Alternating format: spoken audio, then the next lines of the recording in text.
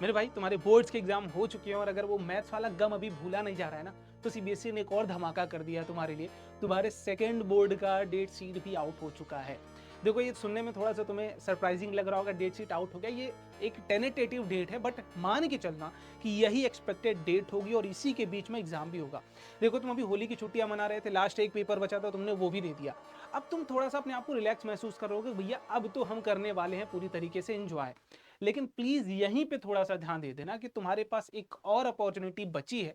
अगर तुम्हारी गलती से भी मैथ्स के मार्क्स कम रह गए थे, या फिर किसी भी सब्जेक्ट में किसी भी गलती की वजह से साइंस का पेपर आसान आया था, बट किसी भी सेट में अगर तुम्हारा हार्ड वाले सेट में पड़ गया था जिसमें तुम्हारा हार्ड आया था, तो अभी भी तुम्हारे पास एक अपॉर्चुनिटी है जिसमें तुम अपना मार्क्स इंक्रीज कर सकते हो। देखो क्लास 10 के मार्क्स बहुत मैटर करते हैं। जो ये कहता है कि मैटर नहीं करते, उसके थप्पड़ मारो मुंह पे सीधे जाके, सीधा सीधा ये बोलना कि भैया मैटर करते हैं। ये तुम्हें कॉन्फिडेंस देता है आगे जाके। तुम्हारी जब आगे 11th में तुम जेई या नीट की तैयारी या फिर किसी भी फील्ड में जा रहे होगे, उस जर्नी को स्टार्ट करने के लिए कॉन्फिडेंस देता है तुम्हारे 10th के मार्क्स। या फिर किसी भी इंजीनियरिंग कॉलेज में जब तुम जाके प्लेसमेंट ले रहे हो, एक्सेप्शंस की बात नहीं करना कि भैया वो भैया ने हमसे कहा था कि एक्सेप्शनल की मेरी देख लो मार्कशीट, वो एक्सेप्शंस थे। उन्होंने अपना सेम करियर नहीं चूज किया, उन्होंने दूसरा कुछ करियर चूज किया।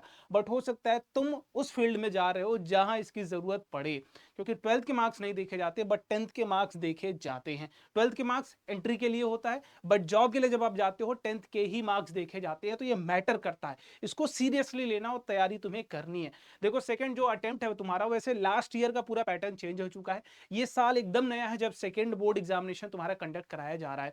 कैसे क्या होने वाला है कंप्लीट डिटेल बताऊंगा, वीडियो लास्ट तक देखना। और जो भी तुम्हारे मन में सवाल हो, पहले तुम ये बताओ किस सब्जेक्ट में तुम एक्सपेक्ट करो भैया मेरे नंबर कम आ रहे होंगे या फिर मैं फेल हो रहा हूं। Let me know in the comment box, पहले फटाफट से वो कमेंट करो। फिर उसके बाद मैं लास्ट तक ये भी चीजें तुम्हें बताऊंगा कि कैसे हम इस सब्जेक्ट में अच्छा कर सकते हैं। अगर तुम फेल वाली कैटेगरी में हो तो वहां से उठ के पास में आ सकते हैं। तुम्हारे अगर मार्क्स कम आए हैं तो हम उस कम मार्क्स से ज्यादा मार्क्स पे कैसे आ सकते हैं। देखो फिर से मैं बोलूंगा, भीड़ का हिस्सा मत बनना, तुम अपने बारे में सोचना। ये लास्ट मोमेंट है, तुम्हें वो भीड़ चाल में ना चल के अपने आप को एक अच्छी पोजीशन में लाना है, अपना स्कोर बनाना है। फालतू काम नहीं करना है, सिर्फ और सिर्फ ये लास्ट टाइम को यूटिलाइज करके अपने आप के मार्क्स को बढ़ा देना है। देखो अगर हम बात करते हैं फर्स्ट फेज के लिए, जो फर्स्ट फेज का एग्जाम हुआ है क्लास 10 बोर्ड्स का, वो 17 फरवरी से लेके, जो कि पहला ही घातक आपका एग्जाम हो गया था। कोई बात नहीं बेटा, होता है सबके साथ, सबकी किस्मत एक जैसी नहीं होती। सेम सेट में सेम सब्जेक्ट में किसी को आसान पेपर मिल गया, किसी को हार्ड मिल गया। बट अब जो मिल गया है, लड़ाई उस चीज की है कि भाई हम उससे आगे कैसे निकले। हर चीज में रोने के बजाय लड़ना सीखो और उससे ओवरकम करना सीखो। रोने से कुछ नहीं होता कि हम रो देंगे सीबीएसई मान जाएगी, कुछ नहीं होगा। लास्ट तक कुछ नहीं होगा। लो फेम हम कमा के गए, तुम रो धो मचाओ, कुछ भी नहीं होने वाला। तुम्हारे पास जो अपॉर्चुनिटी है वो यही है। तुम्हारा पहला एग्जाम था 17 फरवरी तक, खत्म कब हुआ है? 7 मार्च को हो गया। फर्स्ट फेज खत्म हो गया। फर्स्ट फेज का रिजल्ट कब आएगा भैया? फर्स्ट फेज का रिजल्ट आएगा 20 अप्रैल, +- 2 डेज कर सकते हो आप, यहां से आगे पीछे हो सकता है इसके। अब देखो यहां पर सबसे बड़ा सवाल है कि भैया जो हमारा बोर्ड 1 हुआ है, जो हमारे पास बोर्ड 1 हुआ है और ये जो दूसरा बोर्ड 2 हो रहा है, इसके फायदे क्या हैं? फायदे क्या है? देखो इसके फायदे ये हैं बेटा कि अगर तो आप बोर्ड 1, पहले तो आपको ये अटेम्प्ट करना होगा, मिनिमम 3 सब्जेक्ट में तो अपियर होना ही है 1 में। अगर 3 में अपियर हुए तभी आप जाके दूसरा दे सकते हैं, अदरवाइज नहीं दे सकते। और इन दोनों का फायदा यह है कि बोर्ड 1 भी आपने दिया, बोर्ड 2 भी दिया। अब इसमें से जो भी आपके बेस्ट स्कोर होंगे, जो भी आपके बेस्ट स्कोर होंगे, वो आपकी मार्कशीट पर फाइनल छप रहे होंगे। तो इससे बेहतर बात हो ही नहीं सकती कुछ। अगर इसके बाद भी तुम रो रहे हो तो तुम बहुत घटिया किस्म के आदमी हो, बहुत ही घटिया क्वालिटी के तुम स्टूडेंट हो। तुम पढ़ाई के नाम पे सिर्फ बेवकूफ बना रहे हो अपने पेरेंट्स को, अगर इसके बाद भी रो रहे हो। इतनी ज्यादा अपॉर्चुनिटी हर साल के बच्चों को नहीं मिली जितनी इस साल के बच्चों को मिली, स्टिल वो रोते फिर रहे हैं। देखो आगे बात करते हैं कि भैया सेकंड फेज का ये रिजल्ट आ गया, अब क्या करना है, फॉर्म कैसे फिल होगा, सब कुछ बता दूंगा, लास्ट तक देखना। सेकंड फेज कब होगा वो भी बता रहा हूं। आगे बात करते हैं, पहले हम लोग एलिजिबिलिटी की बात कर लेते हैं। तो जो भी, it is mandatory for all student to appear in the first board examination. सारे एग्जामिनेशन में देखना है, ये सीबीएसई का ही सर्कुलर जिसके कटआउट मैंने यहां लगाए हैं। बोला गया जितने भी पास, देखो दो तरीके के बच्चे होंगे, एक फेल वाले होंगे बच्चे। जो फेल वाले बच्चे वो कंपार्टमेंट कैटेगरी में रखे जाते हैं। जो सारे पास तो हैं बट मार्क्स कम है, वो इंप्रूवमेंट वाली कैटेगरी में रखे जाते हैं। तो यहां पास की बात हो रही है। जितने भी बच्चे पास हो गए हैं बट उनके मार्क्स कम आए हैं, तो वो 3 सब्जेक्ट में सेकंड बोर्ड का एग्जामिनेशन दे सकते हैं। 3 सब्जेक्ट्स में कौन कौन सा? साइंस में दे सकते हो, मैथ्स में दे सकते हो, सोशल साइंस में दे सकते हो, और लैंग्वेज में दे सकते हो। लैंग्वेज में इंग्लिश आ जाएगी और हिंदी आ जाएगी। तो तुम्हारे पास कौन कौन से सब्जेक्ट हो गए? साइंस हो गया, मैथ्स हो गया, सोशल साइंस हो गया, हिंदी हो गया, और इंग्लिश हो गया। ये तुम्हारे पास 5 सब्जेक्ट है। इन 5 में से तुम किन्हीं भी 3 सब्जेक्ट में सेकंड बोर्ड का एग्जाम अपीयर कर सकते हो। तुम अपने मार्क्स स्कोर इंक्रीज करना चाहते हो। देखो जो गधे होंगे, जो बेवकूफ होंगे, मेहनत करने से भागेंगे, वो यही सोचेंगे कि स्किप दिस एग्जाम, हम स्किप कर देते हैं। बट अगर तुम्हें लगता है मेरे भाई कि तुम्हारे मार्क्स कम आए हैं, तुम इस इंप्रूव कर सकते हो, तुम्हारे पेपर और अच्छे जा सकते हैं, तो बिल्कुल देना। शर्म वाली बात नहीं है, अपनी मार्क्स बढ़ाने में कोई गलती नहीं। वो जीवन भर तुम्हारे साथ रहेगी, वो मार्कशीट तुम्हें कॉन्फिडेंस देगी, हर जगह तुम उस चीज को दिखा सकते हो। समझ में आई बात? चलो आगे बात करते हैं। If a student has not appeared in 3 or more subject in the first examination, not allowed to sit in second examination। पहले में अगर आपने नहीं दिया है 3 से ज्यादा सब्जेक्ट, तो आप दूसरे में बैठ ही नहीं पाओगे, खत्म कहानी।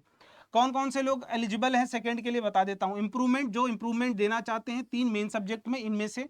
दूसरा, फर्स्ट एंड थर्ड, जिनकी कंपार्टमेंट आई है इस साल, फर्स्ट कंपार्टमेंट देने जा रहे हैं वो, या फिर थर्ड कंपार्टमेंट देने जा रहे हैं वो। For compartment plus improvement, compartment भी देना चाहते हैं और इंप्रूव भी करना चाहते हैं। एक सब्जेक्ट में फेल है, एक में कम मार्क्स आए, फेल वाले को पास करना चाह रहे हैं, कम मार्क्स को बढ़ाना चाह रहे हैं, तो आप सेकंड बोर्ड का एग्जाम दे सकते हो। ठीक है, तो और improvement for student pass by the replacement of subject, replace करने के लिए भी आप कर सकते हो। आगे बात करते हैं भैया डेट्स वगैरह की क्या होने वाली। देखो ये सीबीएसई की तरफ से ऑफिशियल नोटिफिकेशन आई है। इसमें अगर आप देख सकते हो तो आपको यहाँ पर जो डेट दिया गया है वो 15 मई का दिया गया। 15 मई को पहला ही एग्जाम आपका रख दिया गया है मैथमेटिक्स का, बेसिक हो या स्टैंडर्ड हो, दोनों एग्जाम। पहला ही मैथ्स का एग्जाम होने वाला है 15 मई को।